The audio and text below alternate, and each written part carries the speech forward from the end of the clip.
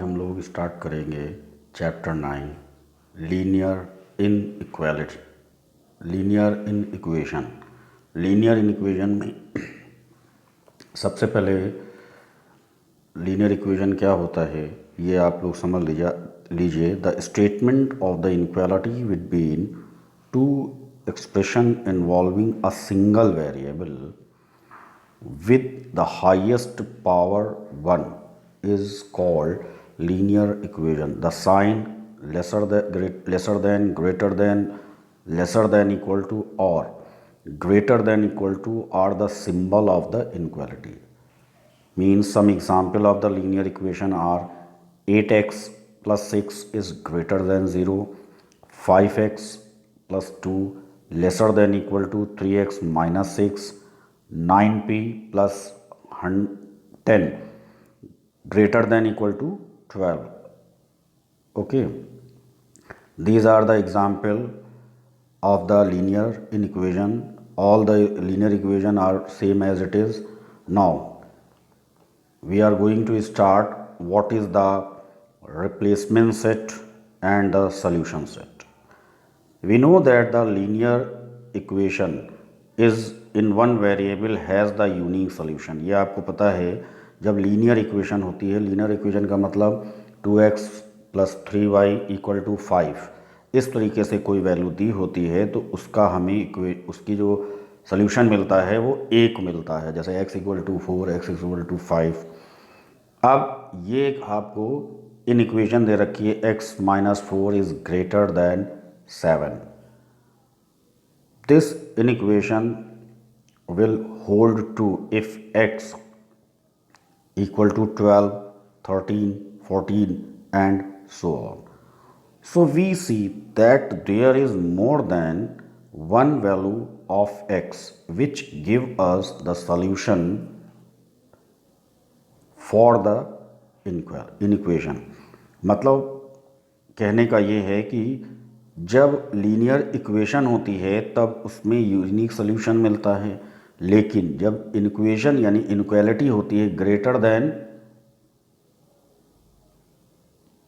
7 तो x minus greater than 7 इस 4 को उधर ले जाएंगे और ये हो जाएगा 11।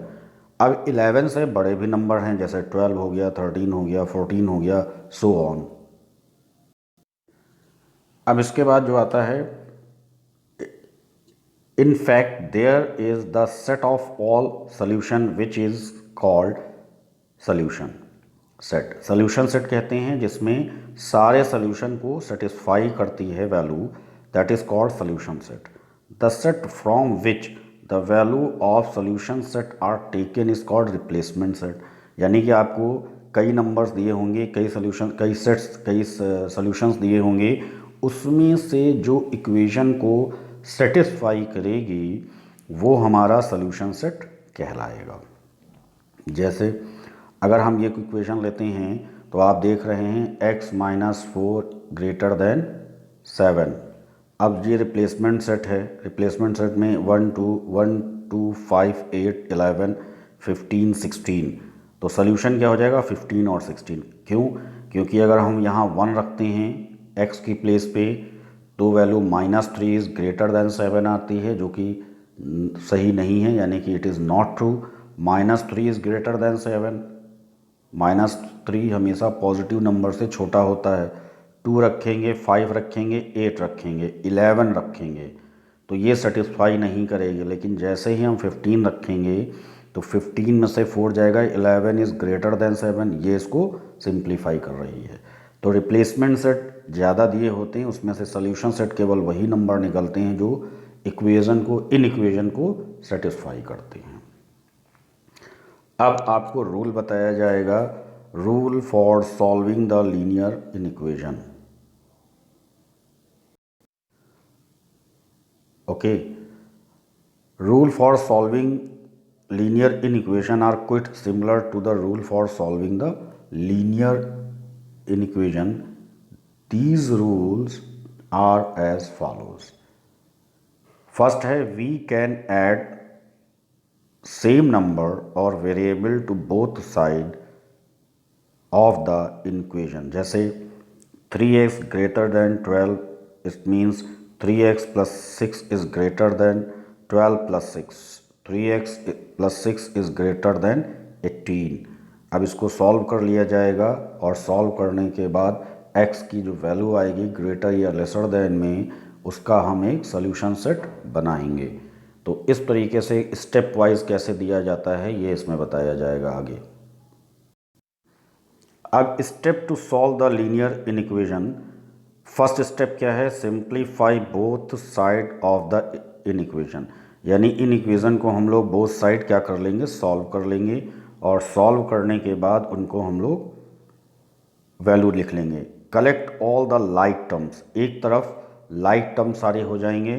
रिमूव फ्रैक्शंस और decimal from both side by appropriate operation. Appropriate operation का मतलब एलसीएम ले लो या पॉइंट हटा दो, like that. Make sure variable are on one side and constant are on other side, यानी एक्स एक तरफ ले आना है और नंबर्स दूसरी तरफ ले आना है। Is it okay? Make the coefficient of the variable as one, यानी एक्स के साथ कोई भी कोफिशिएंट नहीं होना चाहिए और कोफिशिएंट को हटा दिया जाएगा। Select solution set from the replacement set, उसके बाद हम लोग सोल्यूशन सेट लेंगे और रिप्लेसमेंट सेट से उसको सिंप्लीफाई कर लेंगे। जैसा कि लेट अस सॉल्व, इस इक्वेशन को सॉल्व किया गया है, तो सबसे पहले क्या किया गया? इस 5 को हटाने के लिए मल्टीप्लाई बोथ साइड द 5 को जैसे ही मल्टीप्लाई करेंगे तो यहाँ तो बैलेंस कैंसिल हो जाएगा, यहाँ लेकिन 3 से मल्टीप्लाई हो जाएगा।